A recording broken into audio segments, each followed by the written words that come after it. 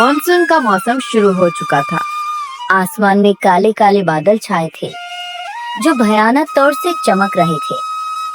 दरवाजे पर ही बैठकर 6 साल का अयांश और 8 साल की प्रिया दोनों कविता पढ़ रहे थे। आसमान पर छाए बादल, बारिश लेकर आए बादल, छम छम नाच दिखाए बादल, चली हवाएं सन सन सन, मधुर गीत सुनाए बादल, बूंदे टपके टप टप टप। अयांश, मुझे तो कविता याद हो गया, अब तुम भी कविता सुनाओ। जी दीदी, सुनाता हूँ। रिम झिम बरसा पानी, देखो आ गई वर्षा रानी, काले काले बादल गरजे, झम झमा झम जम कर बरसे। वाह भाई, तुझे तो आधी कविता याद हो गई है, बस आखिरी की 4 लाइन याद कर लो। मैं काम पर जा रहा हूँ। आज जाना जरूरी है क्या जी? बहुत तेज बारिश हो रही है, आज आप काम पर मत जाइए। इतनी तेज बारिश में तो काम भी नहीं होगा। एक काम करिए, आज आप काम पर मत जाइए। मेरे दिल में एक अजीब सी घबराहट हो रही है। मेरा दिल यही कह रहा है कि मैं आपको काम पर जाने से रोक लूं। बेटा बहू बिल्कुल ठीक कह रही है। देख, बाहर कितनी भयानक बिजली चमक रही है। बाहर देख बेटा, कितना तेज की तूफानी बारिश हो रही है। जैसे ही विराट अपने घर को छोड़कर जाने लगता है तो उसके दोनों बच्चे प्रिया और अयांश उसे लिपट जाते हैं। जल्दी आना पिताजी, हम आपका इंतजार करेंगे। मेरा बच्चा, मेरा प्यारा बच्चा, जल्दी आऊंगा और जब आऊंगा तो तुम दोनों के लिए ढेर सारा टॉफी और चॉकलेट लेके आऊंगा। बच्चों से इतना कहकर विराट काम पर चल देता है, लेकिन उसे नहीं मालूम था कि आज उसके सर पर काल मंडरा रहा था। पूरी रात खूब जोरों से बारिश होती है, जिसके मारे उस गरीब परिवार का सोना दुर्लभ हो जाता है और छत जगह जगह से टपकने लगता है। माँ, सारा फर्श तो गीला गीला है, हम कहाँ सोएंगे? चिंता मत करो बच्चों, मैं इसे सफा दूंगी। कुछ देर बाद बारिश का पानी उस गरीब परिवार के चौखट तक भर जाता है और धीरे धीरे पानी कमरे में जाने लगता है। दोनों बच्चों की आंखें नींद से भर जाती हैं। मम्मी, मुझको बहुत तेज से नींद आ रहा है, सुला दो ना। कहाँ पर सुलाऊं मेरा बच्चा, पूरे घर में तो बरसात का पानी घुसा हुआ है। किराया देने के बावजूद भी हर साल के बारिश में पानी भर आता है। मकान मालिक जानबूझकर इस घर को ठीक नहीं करा रहा है ताकि हम गरीबों को खाली करा सके। माँ जी, यहाँ से घर खाली करके हम कहाँ जाएंगे?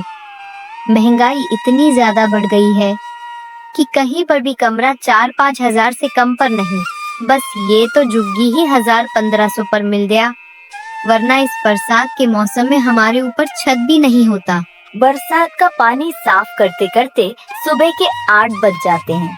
तभी कोई तेज से दरवाजा खटखटाता है। अरे दरवाजा खोलो रे, जल्दी खोलो दरवाजा। यह तो मकान मालिक आवाज लगा रहा है, लेकिन यह सुबह सुबह आकर शोर क्यों मचा रहा है? मैं देखती हूँ क्या आफत लेकर आया है ये मकान मालिक। बूढ़ी सास दरवाजा खोलती है, तब भी हल्की फुल्की बूंदाबांदी हो रही थी और मकान मालिक दरवाजे पर छतरी लिए खड़ा था। कलावती किसी बेबस की तरह हाथ जोड़कर बोलती है, अरे मालिक, आप इतनी सुबह यहाँ पर? अरे रहने दो, ये हाथ मत जोड़ो, अब तुम्हारा दाल नहीं गलेगा। चलो अपना बोरिया बिस्तर बटोरो और अपने जच्चे बच्चे समेत इस कमरे को खाली करो।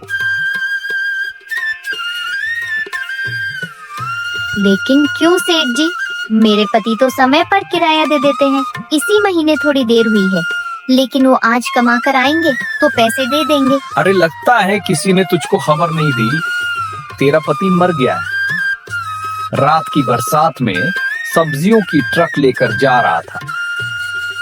कुछ लोग बता रहे थे कि पुल टूट गई और पानी बहा ले गया, लाश और ट्रक का पता भी नहीं चला। तो कुछ लोग ऐसा बता रहे थे कि बिजली गिर गई और मजदूर समेत सब दर पर ही खत्म हो गए। ये बात सुनकर बूढ़ी कलावती बेटे को खोने के गम में छाती पीटने लगती है। हाय मेरा बच्चा, मुझे भी अपने संग में ले चलता। अरे ओ बुढ़िया, मेरे मकान में रोना पीटना मत लगा, चलो निकलो यहाँ से। मालिक ऐसा मत कीजिए, इस बारिश के मौसम में मैं गरीब अकेली औरत अपने छोटे छोटे बच्चों को लेकर कहाँ भटकूंगी। मालिक कुछ तो दया दिखाइए। अरे थोड़ी क्यों मेरी गुलाब जामुन, मैं तो पूरी दया दिखाने को तैयार हूँ, बस बदले में तुझको मेरा थोड़ा दिल बहलाना होगा। ये सुनकर पूजा उसे खींचकर चांटा मारती है, जिससे मकान मालिक गुस्से में लाल पीला हो जाता है। तेरी ये मजाल की तूने मुझ पर हाथ उठाया। खैर मना, मैंने सिर्फ तुझ पे हाथ उठाया है, तुझे तो जूतों से मारना चाहिए। तेरा मुंह काला करके गधे पर बैठाकर पूरा शहर घुमाना चाहिए, ताकि किसी औरत से बदतमीजी करने की तेरी हिम्मत ना पड़े। और जो भी तेरे जैसे लोग हैं, उनके लिए तू एक बेमिसाल बन जाए। जो भी ये हरकत करना चाहे, उसके चेहरे पर सिर्फ तेरा ही कारनामा दिखना चाहिए। लेकिन मैं गरीब औरत हूँ, लेकिन मैं कर भी क्या सकती हूँ तेरा। इसीलिए तुम जैसे लोग हम गरीबों को सताते हैं, और हम चाह कर भी कुछ नहीं कर सकते हैं। ये सुनकर मकान मालिक पूजा और उसके दोनों बच्चों को धक्का मार के कीचड़ में गिरा देता है। इसी कीचड़ के लायक है तू। मकान मालिक इतना कहकर वहाँ से चला जाता है। माँ देखो ना, मेरी फ्रॉक पर कीचड़ लग गई है और गंदी हो गई है, और ये तो हमारा घर है, अंकल ने क्यों छीन लिया? अब ये हमारा घर नहीं रहा। बिटिया चलो चलते हैं। हालात की मारी दोनों सास बहू बच्चों का हाथ पकड़े बारिश में भीगते हुए सड़कों पर इधर से उधर भटकने लगी। कई घंटे गुजर जाते हैं। तभी फुटपाथ पर अयांश भुट्टे को बेचते हुए देखता है। माँ मुझे बहुत तेज से भूख लगी है, भुट्टा खिला दो ना। मेरे पास पैसे नहीं है आयांश। ज्यादा थोड़ी ना मांग रहा हूँ, एक ही दिला दो ना प्लीज माँ। मैं और दीदी उसी में से आधा बांटकर खा लूंगा, दिला दो ना माँ। ये कहकर आयांश जोर जोर से रोने लगता है। अच्छा चुप हो जा, मैं जाती हूँ लाने। पूजा भुट्टे वाले के पास जाती है। भैया जी एक गुड्डा देंगे? अरे बिल्कुल बहन जी, एकदम मस्त भुट्टा है, 25 रुपए की एक पड़ेगी। मेरे पास देने को पैसे नहीं है। पैसे नहीं दोगी तो क्या फ्री के भुट्टे खाओगी? मैं अपने बाप दादा की खेती से थोड़ी ना तोड़ कर लाया हूँ। चलो भागो यहाँ से। ठेले वाला डांट कर भगा देता है। तभी अचानक जोर जोर से बादल गरजने लगते हैं और आंधी तूफान भी चलने लगती है, और लोग अपने अपने घरों की तरफ भागने लगते हैं।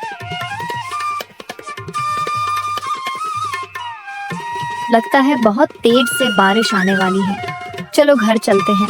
कौन से घर पे चले माँ जी? अब हमारे पास घर कहाँ रह गए? चारों लोग एक वृक्ष के नीचे जाकर बैठ जाते हैं। मेरी आंखों में धूल पड़ रही है। देखो सब लोग अपने अपने घर जा रहे हैं। आप भी चलो ना दादी, उठो ना। तभी बूढ़ी कलावती रोते हुए बोली, कौन से घर जाएंगे बिटिया? घर तो है ही नहीं हम गरीबों का।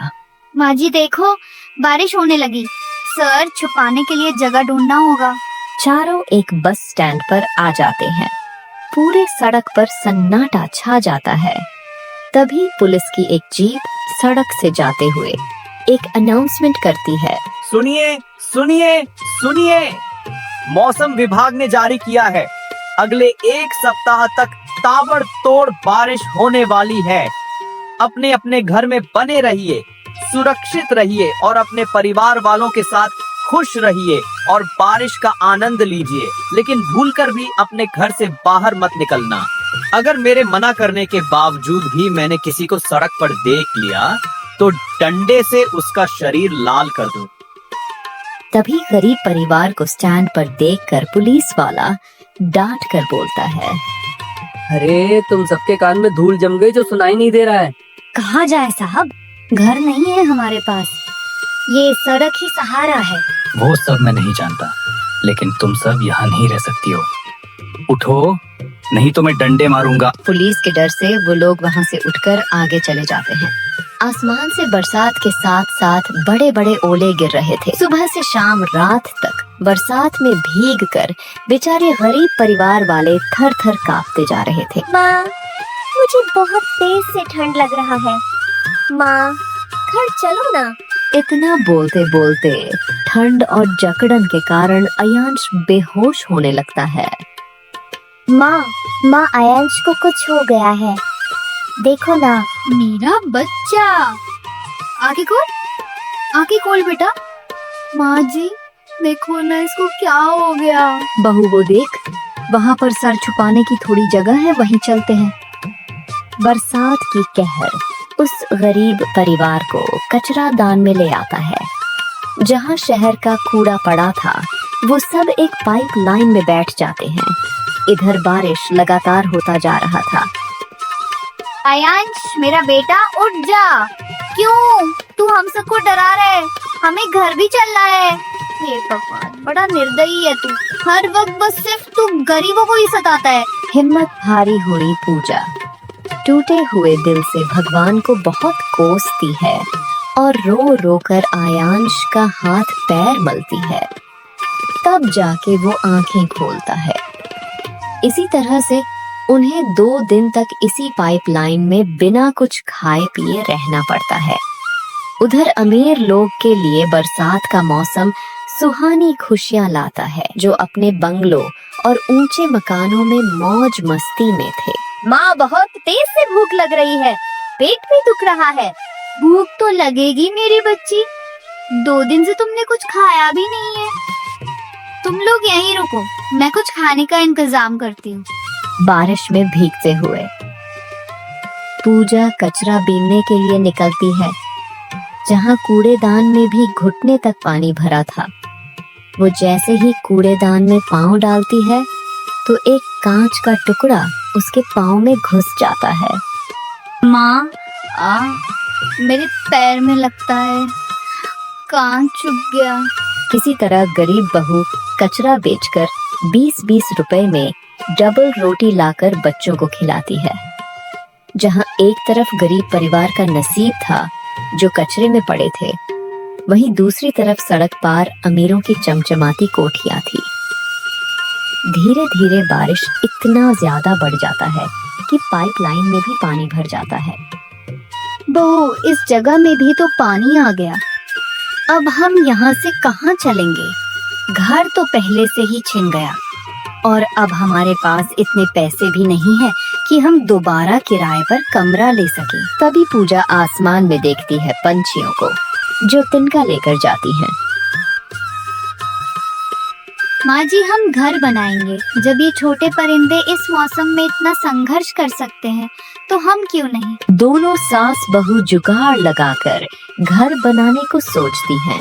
इधर उधर घूमकर बांस लकड़ी, बोरा थर्माकोल, त्रिपाल और काम में आने वाली सामान को इकट्ठा करती हैं और किसी तरह बरसात में सिर छुपाने के लिए अपने लिए घर बनाने लगती हैं।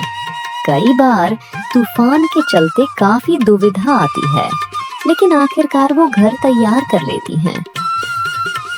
देखिए सासू माँ, बन गया हमारा टेंट घर। कम से कम इसका किराया तो नहीं देना पड़ेगा।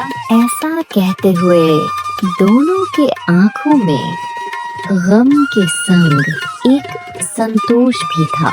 चारों टेंट घर के अंदर जाते हैं और दोनों सास बहू खूब मेहनत करती हैं और 1 साल के अंदर छोटा मोटा अपने लिए एक पक्का घर बना लेती हैं, ताकि फिर उन्हें बरसात में बेघर न होना पड़े। लेकिन अभी भी मानसून का मौसम लाखों लोगों का घर उनसे छीन लेता है, जो रोड साइड में रहने के लिए मजबूर हैं। और ये सब देखते हुए भी हमारे देश की सरकार उन गरीबों के लिए कुछ भी नहीं करती है। बेचारे कचरे में ही जीते हैं और कचरे में ही मर जाते हैं।